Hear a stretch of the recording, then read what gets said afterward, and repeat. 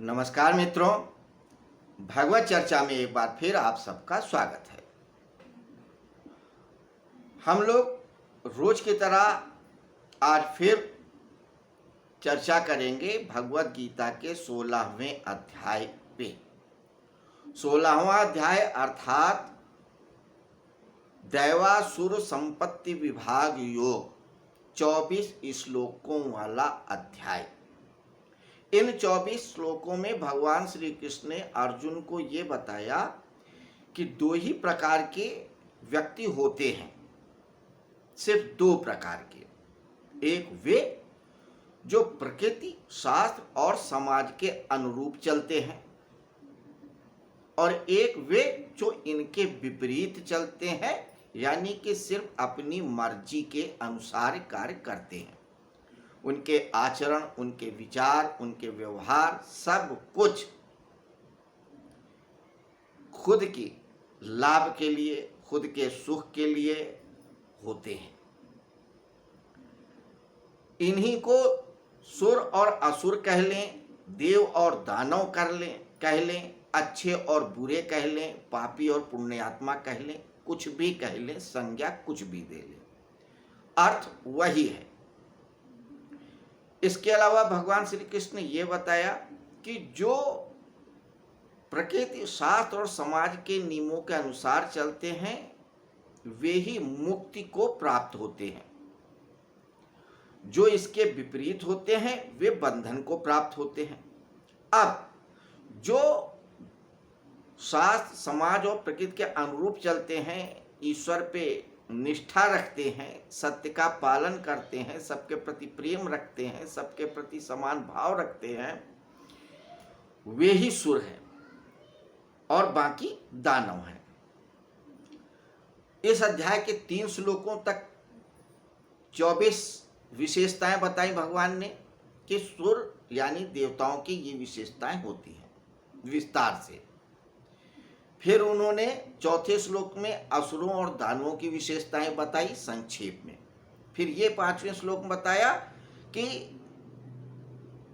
जो सुर लोगों की विचार, व्यवहार और आचरण होते हैं वो मुक्तिकारक होते हैं और दूसरों के बंधनकारक। और उसके बाद से उन्होंने ये प्रतिज्ञा की कि हम देवताओं के बारे में विस्तार से बता चुके हैं, अब हम दानवों के बारे में बताएंगे।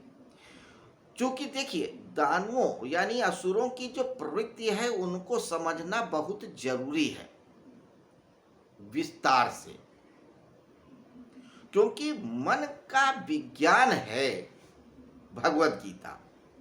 और जो असुर होते हैं, दानव होते हैं, उनका मन बहुत जटिल होता है।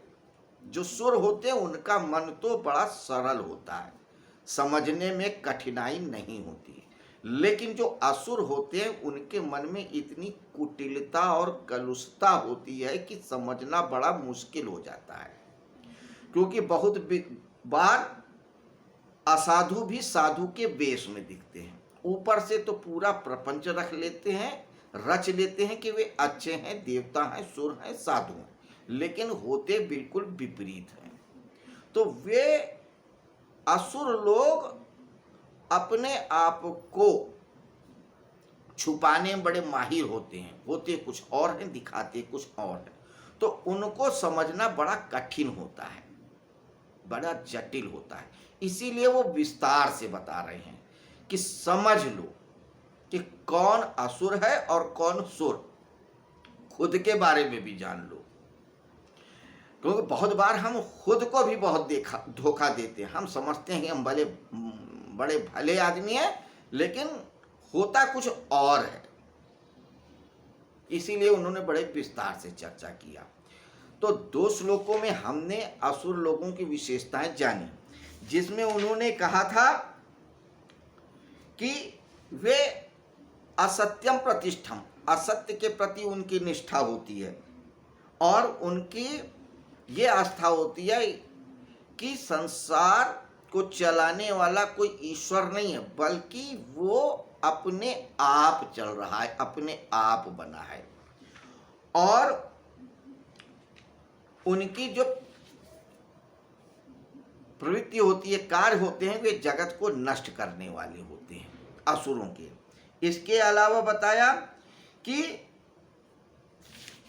वे लोग किसी की नहीं सुनते, अपनी सुनते हैं। अब आगे क्या बता रहे हैं 10वें श्लोक में, आइए हम देखते हैं, जिस पे आज हम चर्चा करेंगे। 10वां श्लोक कहता है, काममा आश्रित दुष्पूरम दंभ मान मदान्विता मोहाद गृहीत्वा सदग्राहान प्रवर्तन्ते असुचि व्रता।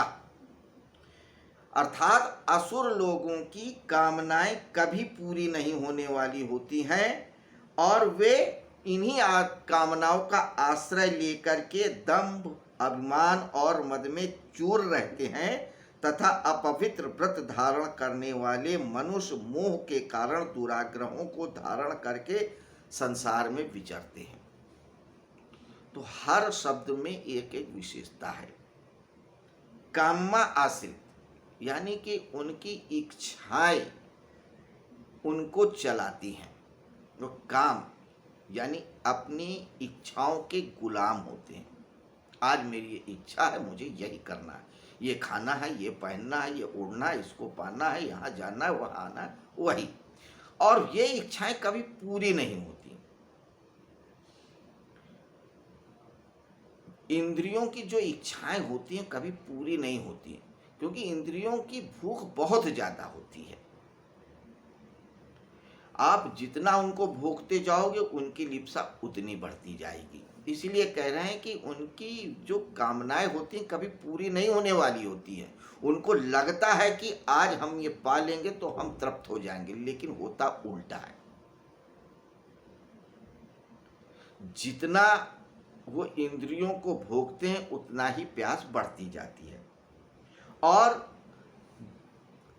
इसके अलावा जो इंद्रिय जनित सुख या संपत्ति को पा लेते हैं तो उनका दंभ, अभिमान, घमंड बढ़ता जाता है। ये दंभ, अभिमान और घमंड उनको कहीं का नहीं छोड़ता। टूट तब भी जाता है जब उन्होंने जो अर्जित किया है वो छूट जाता है। कई बार दंभ उनका इसलिए भी टूट जाता है कि उनसे बड़ा बलवान दिख जाता है, तब उनको कष्ट होता है। आज आप बहुत धनवान हैं, कल को हो सकता है आपसे कोई बड़ा ज्यादा धनवान हो जाए तो आपको कष्ट हो जाएगा। फिर और कमाएंगे, फिर और कमाएंगे, कितना कमाएंगे, जितना कमाएंगे उतना ही कम होगा। ऐसे ही अन्य इच्छाओं को जाने। अपवित्र और दंभ, अभिमान और मद में चूर रहने वाले तथा अपवित्र व्रत धारण करने वाले। अपवित्र व्रत को समझिए। व्रत का मतलब प्रतिज्ञा से है। यहाँ पे व्रत का तात्पर्य उस व्रत से नहीं है जो हम लोग करते हैं कि आज रामनवमी का व्रत है, आज महावीर जयंती का व्रत है, आज बृहस्पति का व्रत है, आज शुक्र का, और हम सुबह से भोजन नहीं खाते हैं या खाते हैं तो बहुत फलाहारी कर लेते हैं, नमक नहीं खाएंगे, नॉनवेज नहीं खाएंगे, इस प्रकार के ये व्रत नहीं। यहाँ पे व्रत का अर्थ है संकल्प। तो उनके संकल्प जो होते हैं बड़े अपवित्र होते हैं, क्योंकि बहुत सारे लोग जो असुर प्रकार के होते हैं वे बड़े असुर टाइप के संकल्प भी लेते हैं। उनके संकल्प भी बड़े विचित्र होते हैं। जैसे डाकुओं लोगों का भी कई बार संकल्प होता है कि अगर हम किसी की हत्या नहीं करेंगे, किसी को लूटेंगे नहीं, मारेंगे नहीं, तब तक हम भोजन नहीं करेंगे, प्रण लेके चलते हैं। कुछ बदमाश लोग तो प्रण लेके चलते हैं कि अगर हम किसी को लूट रहे हैं तो हम ऐसे नहीं लूट लेंगे, अगर सामने वाले ने डर के मारे अपना सामान दे दिया तो नहीं लेंगे, जब तक उसको मार के उसका खून नहीं निकाल लेंगे तब तक वो समझते ही नहीं कि हमने लूटा है। ये भी व्रत है, इसी को कहते हैं अपवित्र व्रत, और ये उसकी शान समझते हैं। अगर बहुत कुछ लुटेरे ऐसे होते हैं, अगर आप उनको खुद से दे दो भैया ये ले लो, तब भी वो 2-4 झापड़ मार लेंगे, मारेंगे, कहेंगे यार तुमने मेरे को भिखारी समझा है क्या,